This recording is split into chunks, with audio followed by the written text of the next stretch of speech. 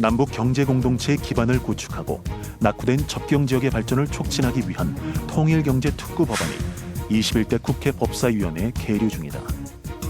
지난 17대에 이어 18, 19, 20대 국회까지 통일경제특구 법안이 꾸준히 발의되는 이유는 무엇일까?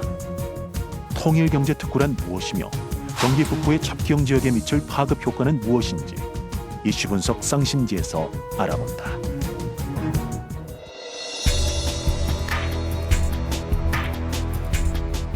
우리 지역의 다양한 현안을 심층적으로 분석해보는 시간, 이슈 분석 쌍심지에 전진합니다. 한반도 평화와 통일을 위한 남북 교류와 상생 협력의 필요성은 지속적으로 제기되어 왔습니다. 특히 남북 경제 공동체의 기반을 구축하고 이 지역 발전을 촉진하기 위한 통일경제특구법 논의 역시 오랜 시간 이어졌는데요. 이 통일경제특구란 무엇이고 경기 북부 발전에 어떤 영향이 있을지 올해 남북교류 협력 전망을 살펴보겠습니다. 함께해 주실 분들 먼저 소개해드리겠습니다. 경기도 평화협력국의 임정관 통일공공외교 전문관 나오셨습니다. 네, 경기도 남북교류협력팀의 전철 전 팀장 나오셨습니다. 네, 안녕하십니까. 안녕하세요. 네, 먼저 이 통일경제특구가 뭔지 이 개념을 좀 짚고 나서 이야기를 풀어보는 게 좋을 것 같은데요. 네, 전 팀장님, 이 통일경제특구가 어떤 건지 좀 설명을 부탁드립니다. 네, 설명 좀 드리도록 하겠습니다. 통일경제특구라는 거는 그 통일을 위해서 경제 성장을 위해서 특별한 그 지역을 이제 설정한 것이라고 이제 말씀드릴 수가 있는데요. 기업인들이나 외국인들이 그 지역에서 세금 혜택이나 인센티브나 인프라 구축 같은 것들에 대해서 혜택을 받으면서 기업 활동을 잘 할 수 있게끔 특별히 지정한 지역이라고 보실 수가 있겠습니다. 네. 쉽게 예를 들자면 뭐 개성공단 사례를 뭐 예를 들 수가 있을 것 같습니다. 예. 이게 이 지역 성장의 가능성을 좀 품고 있는 만큼 이 특구에 지리적으로 해당이 되는 접경 지역 지자체들이 아무래도 유치전에 뛰어들고 있는데요. 이 관련 법 제정도 국회에서 추진 중입니다만 지난 17대부터 18, 19, 20대까지 발의를 했는데 전부 자동 폐기가 됐고요. 이번 21대 국회에서 법사위에 계류 중입니다. 왜 아직까지 안 된 건지 좀 이유가 궁금해지는데 네. 지금은 좀 어느 정도 논의가 진행되고 있습니까? 네, 그 사회자님께서 말씀하신 바대로 17대부터 계속 노력했는데 안 됐습니다. 안 된 이유 중에 가장 큰 거는 통일경제특구는 남북 간이 협동해서 무엇을 같이 해보자라는 게 가장 큰 핵심인데 이게 남북 간의 사이가 안 좋을 때는 당연히 국민들의 지지나 관심도가 떨어질 수밖에 없습니다. 네. 근데 그 문재인 정부 들어와서 남북 관계가 좋아지면서 이제 할 수 있는 시간이 됐구나라고 해서 관심이 딱 올라왔는데 또 이제 1, 2년 동안 또 남북 관계가 안 좋아지지 않았습니까? 네네. 그래서 이제 국민들의 지지가 좀 감소한 상황이고 아직 남북 관계의 그 흐름을 좀 봐야겠다라는 그런 생각이 아직 그 의원들 사이에 꽤 있는 걸로 알고 있습니다. 그래서 네. 이게 지금 계속 토론하고 논의 중에 있는 지금 그런 상황입니다. 아무래도 이 분위기, 기류를 좀 많이 타는 그런 맞습니다. 이슈다 보니까 네. 지금 상황이 왔다 이렇게 말씀을 해주셨는데요. 그렇다면 왜 이렇게 이 통일경제특구법이라는 것이 필요한가? 그 배경이 좀 궁금해지는데요. 이 두 분께서 좀 순서대로 각각 좀 풀어주신다면요. 먼저 팀장님. 통일경제특구법 제정은 평화통일을 이제 이뤄나가는 그 과정이라고 이제 볼 수가 있을 것 같고요. 네.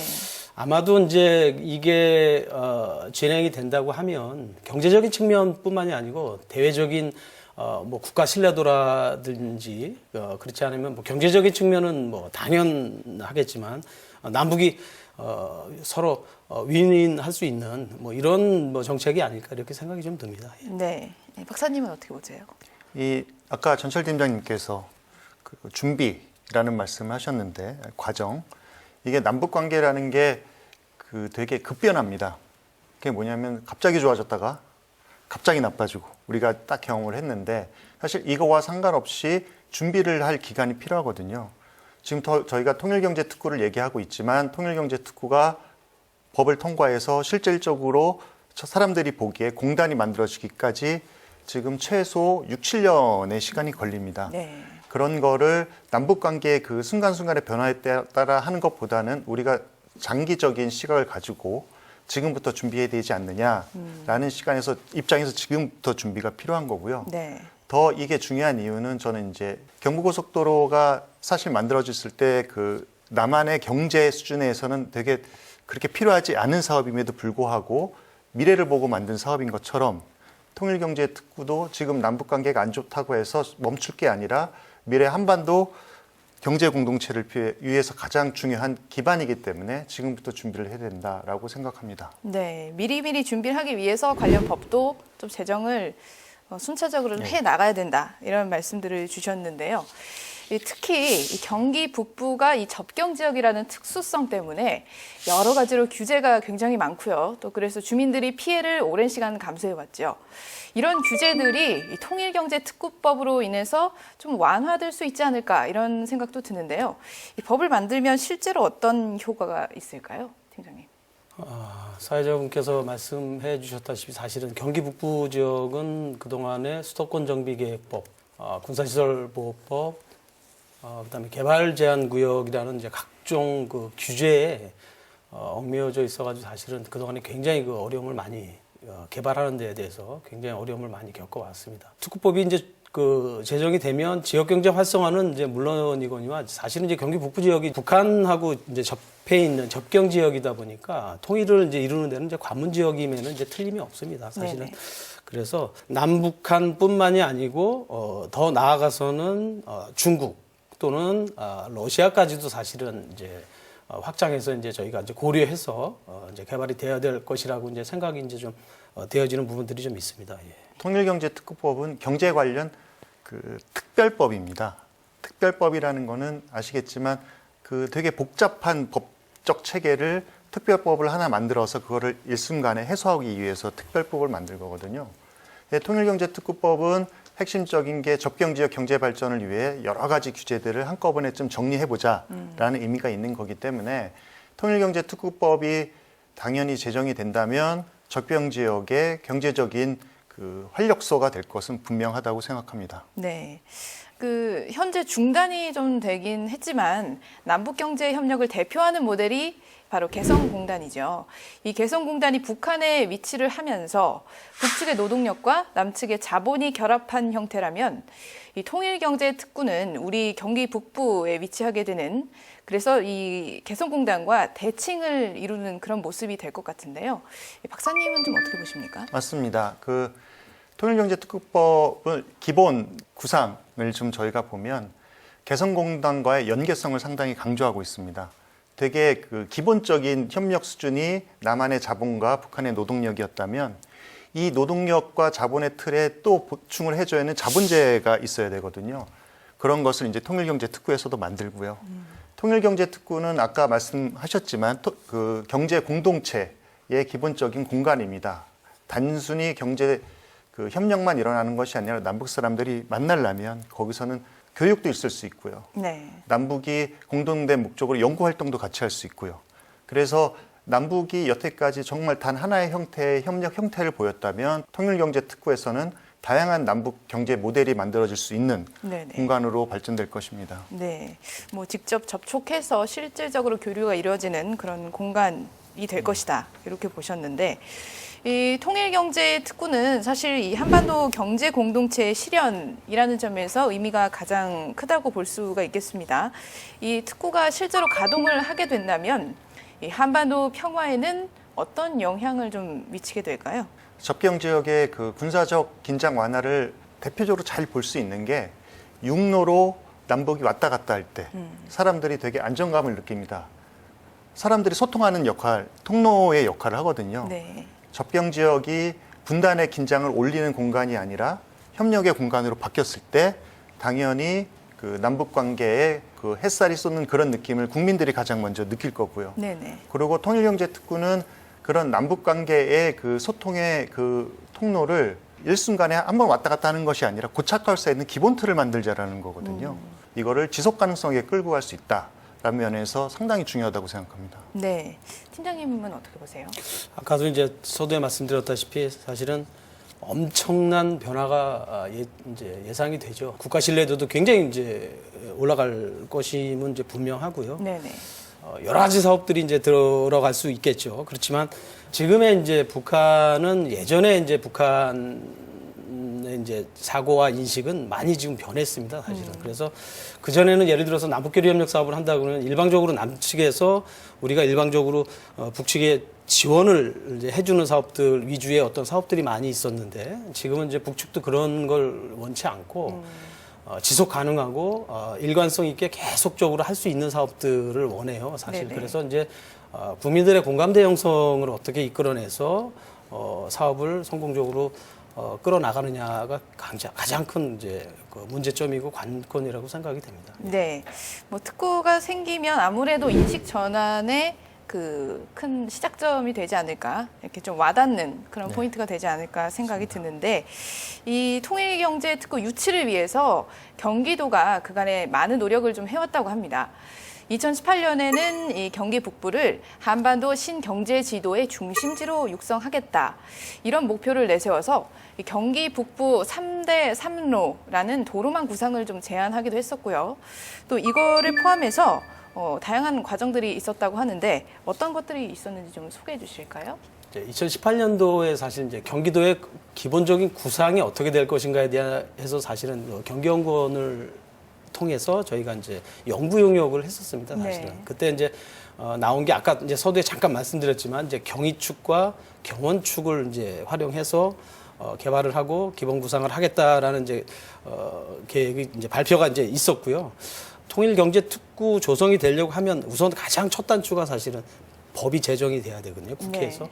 그래서 저희는 법 제정을 위해서 국회 또 청와대, 통일부, 정부부터 해서 계속 건의를 지금 드리고 있고요. 각종 뭐 공청회, 뭐 세미나, 뭐 토론회, 뭐 전문가들 간담회 해서 뭐 계속적으로 지속적으로 이건 계속 지금 저희가 노력을 하고 있는 사항들입니다. 예. 네.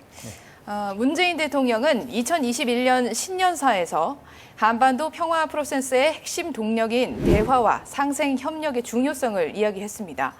이 통일과 평화를 위한 이런 노력은 남북 관계가 정체 상태였던 2020년 지난해에도 계속됐는데요. 어떤 내용인지 영상으로 먼저 만나보겠습니다.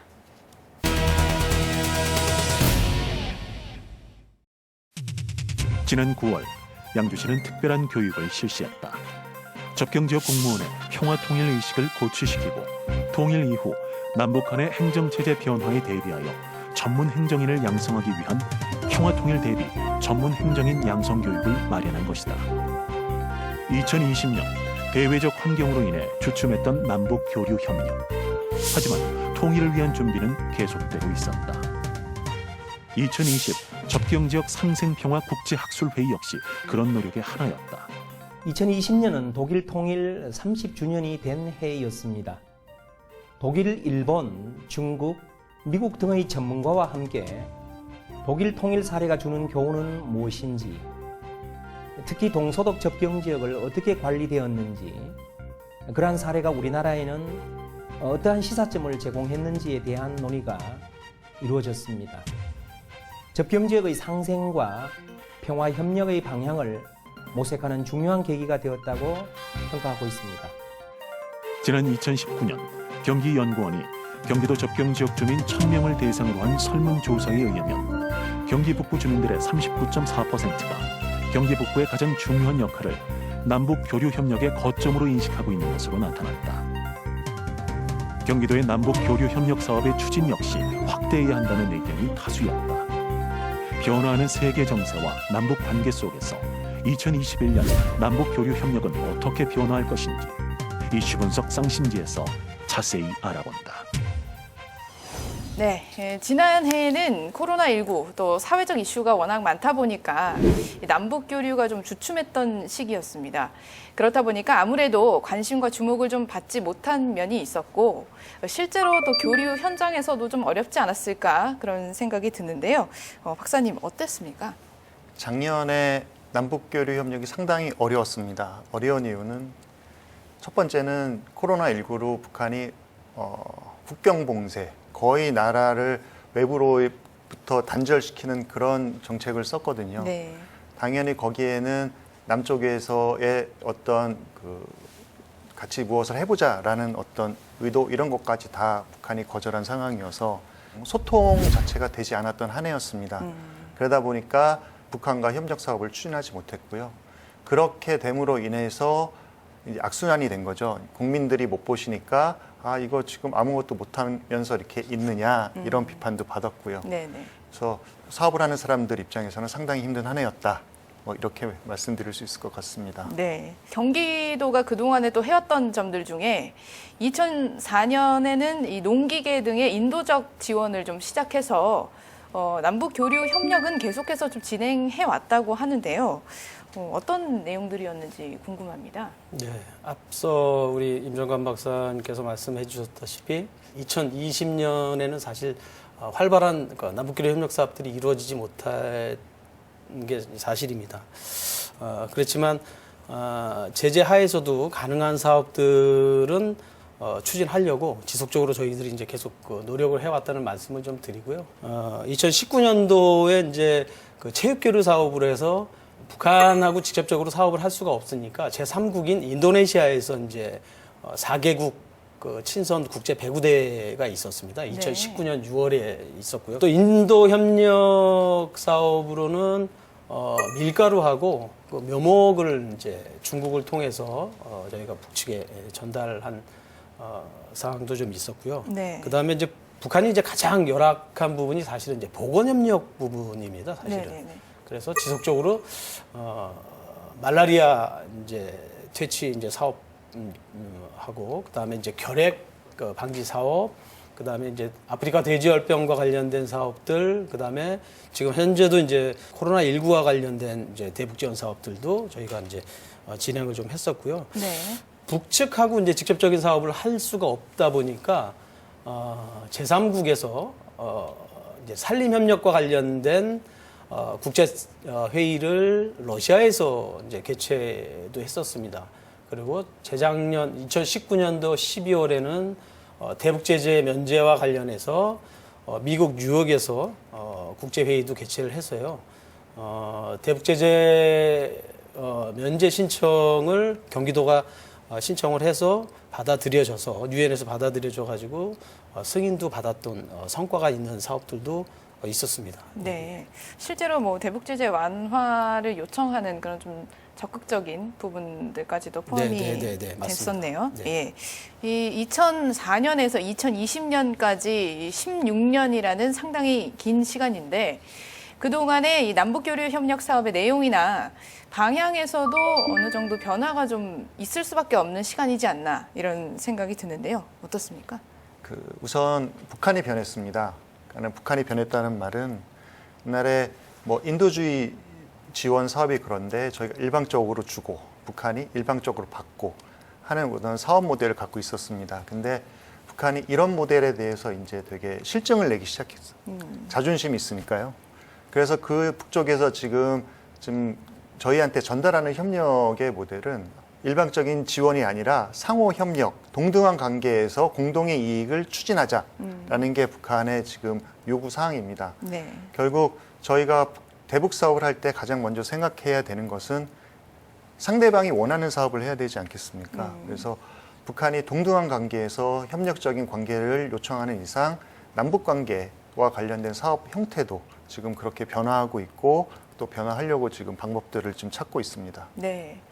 뭐 이런 사업들에서 물론 정부가 큰 틀에서 길을 먼저 여는 것도 좀 중요하겠습니다만 이 남북 교류를 오히려 지자체에서 더 적극적으로 좀 진행해야 된다 이런 측면도 있다는 이야기가 많은데 이 부분은 어떻습니까?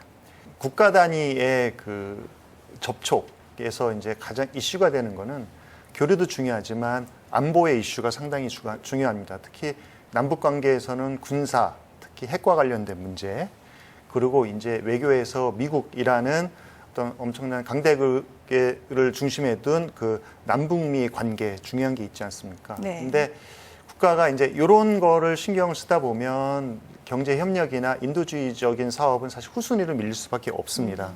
근데 지자체의 경우는 사실 요거보다 좀 자유롭죠. 군사 외교적인 이슈로부터 좀 자유롭고 국가와 지자체가 각각의 역할을 가지고 갔을 때 결국 그 협력의 그 전략적 완성도가 높아지지 않느냐 이렇게 볼 수 있을 것 같습니다. 네. 저 추가적으로 조금 부연 설명 조금 드리면 더 이상의 이 통일이나 남북교류 협력에 대한 사무나 업무가 중앙정부 고유 사무는 아니다. 라는 말씀을 좀 드리고 싶고요. 경기도는 이제 다른 지자체와 좀 다르게 남북교류 협력 또는 이제 대북지원 사업에 대해서 굉장히 관심을 많이 가지고 노력을 기울여 왔습니다. 사실은 2001년도에 관련 조례가 제정이 되고 그다음에 통일 남북교류 협력 기금을 그때부터 조성을 해가지고 지금 현재도 400여억 원 이상의 기금을 지금 가지고 있고요. 네. 그다음에 업무를 할 수 있게끔 평화부지사 또는 평화협력국이라는 그 조직을 이제 정비를 해서 지금 이제 운영을 하고 있고요. 그래서 하여튼 전국의 지자체 중에서는 가장 그 활발한 대북 사업 또는 남북교류 협력 사업을 하고 있다고 자부하고 있습니다. 네, 알겠습니다. 또 지난해에 제2회 비무장지대 그러니까 DMZ 평화경제 포럼이 열렸습니다. 여기서 논의된 내용들을 좀 보면요. DMZ에서 공동 재난 대응 체계를 만들자. 또 보건 분야의 협력 모델도 필요하다. 또 친환경 에너지를 활용해서 스마트 농업도 가능하지 않겠느냐 이런 이야기들이 나왔습니다. 상당히 다양한 분야에서 가능성이 열려 있다 이렇게 볼 수가 있는데 이 통일경제특구에서 할 수 있는 사업들 많을 것 같은데 두 분은 어떻게 전망하시는지 좀 궁금한데요. 어떻습니까? 글쎄 굉장히 많고 다양한 사업이 이루어질 수 있을 거라고 생각이 됩니다. 농촌종합개발 사업은 우리 그 남측에서도 굉장히 관심을 많이 가지고 있고 북측에서도 굉장히 원하는 사업 중에 하나라고 이제 볼 수가 있겠고 이게 이제 스마트 농업하고 이제 직접적인 연관이 이제 있겠죠. 네네. 그리고 통일경제특구가 조성이 아마 된다고 하면 뭐 제조, 물류, 뭐 전기, 전자, 기계, 관광 또 이제 북한에서 그 자원과 시너지를 가지고 있는 뭐 에너지 분야, 뭐 농업 분야, 뭐 교육, 종자 분야 해서 여러 가지 분야가 아마 다 해당이 된다고 해도 과언이 아닐 거라는 생각이 좀 들고요. 뭐 네. 이런 문제들은 사실 좀 더 좀 면밀히 저희가 이제 연구하고 검토해서 이제 구체적인 계획이 나올 거라고 이제 저희는 이제 예상하고 있습니다. 팀장님께서 말씀하신 다양한 사업들이 통일경제특구에서 이루어질 수 있을 것입니다. 네. 그리고 좀 더 여기서 강조해야 될 점은 결국 통일경제특구가 이런 다양한 사업을 통해서 결국 추구하는 목적이 뭐냐라는 건데 아이러니하게도 사실 DMZ라는 공간을 없애는 거죠. DMZ라는 공간이 결국 분단의 상징이지 않습니까? 분단의 상징, 이런 구조적인 한계 때문에 지금 접경 지역의 주민들이 되게 힘들어하는 건데 우리가 북한의 그 공간이 접경 지역이 아니었을 때 남북이 할 수 있는 그 협력의 형태는 뭐 모든 생각을 다 집어넣어도 다 이루어지지 않을까 그렇게 봅니다. 예. 네. 그렇다면 실제로 이렇게 한반도 경제 공동체가 만들어진다고 하면 어느 정도의 좀 효과를 기대할 수 있겠습니까? 사실 통일경제특구라는 그 경제적 예측치가 나오려면 어떤 공간에 대한 확정이 좀 있어야 되는데 네. 아까 말씀드렸지만 통일경제특구가 갖고 있는 경제적인 효과가 워낙 커서 기초지자체들이 서로 이제 경쟁적인 관계에 있습니다. 있긴 있는데 통일경제특구가 만들어진다고 했을 때 기준은 한 100만 평 정도로 생각했을 때 한 9조 2천억 정도의 생산 효과가 날 것이다라고 생각하고 그리고 좀 더 그거보다 이제 같이 연계돼서 우리가 생각할 수 있는 부가가치 효과는 어느 정도 하면은 한 3조 7천억 정도를 예측하고 있습니다. 그리고 네. 그 취업 인구 같은 경우는 한 7만 3천여 명 뭐 요 정도로 생각하고 있기 때문에 그 파급 효과가 상당하다고 할 수 있습니다. 네, 뭐 일자리를 제외하고 생산 유발하고 부가가치만 합쳐도 예. 이게 뭐 12조, 13조 13조 예, 예. 정도 되니까 엄청난 규모라고 봐야 될 것 같은데요. 네, 마지막으로 그렇다면 2021년 올 한 해는 이 남북 경제 협력에 관한 전망이 어떻게 될지 마지막으로 두 전문가분들의 전망을 좀 들어보도록 하겠습니다. 먼저 팀장님. 그 통일 이제 업무나 남북교류 협력 업무를 하시는 분들은 저런 말을 많이 하더라고요. 이제 연초니까 우보천리라는 말을 많이 이제 하더라고요. 네, 소처럼 우보천리요. 우보천리라. 그 소처럼 우직하게 천천히 꾸준히 걸어간다 뭐 이런 의미를 가지고 있는데 남북교류협력 사업이나 대북지원 사업들도 이와 같지 않을까라는 이런 생각들을 좀 해봅니다. 그 제한적이고 제재가 있긴 하지만 가급적 그 만나고 교류하고 소통하려고 하는 이런 지속적인 노력들이 필요하지 않을까 그렇게 생각하고 있습니다. 우보천리를 말씀하셨는데 그게 어렵다는 얘기를 사실 우보천리라고 얘기하지 않습니까? 확실한 거는 북한이 좀 변화되지 않는 태도를 보이면 올해도 좀 힘들지 않을까라는 생각을 하고요. 그리고 북한이 좀 변화된 전술을 지금 경제적인 어려움을 극복하기 위해서는 쓸 수밖에 없을 것이다. 그런 이제 논리적인 생각을 하면서 좀 여기서 이제 저희들 바람이 이제 들어가는 거죠. 좋아졌으면 좋겠다. 네. 네, 그렇습니다. 알겠습니다. 네, 긴 시간 오늘 함께해 주신 두 분 고맙습니다. 그렇습니다. 네, 올해는 남북이 유엔에 동시 가입한 지 30년이 되는 해입니다. 겨울 추위처럼 얼어붙은 한반도 기류 속에도 남북 교류 협력에 대한 노력은 계속되고 있는데요. 그 결실로 통일경제특구가 현실화되고 나아가 경기도 경제성장의 원동력이 되는 그런 2021년이 되기를 바랍니다. 이슈 분석 쌍심지 오늘 순서는 여기서 마칩니다. 시청해주신 여러분 고맙습니다.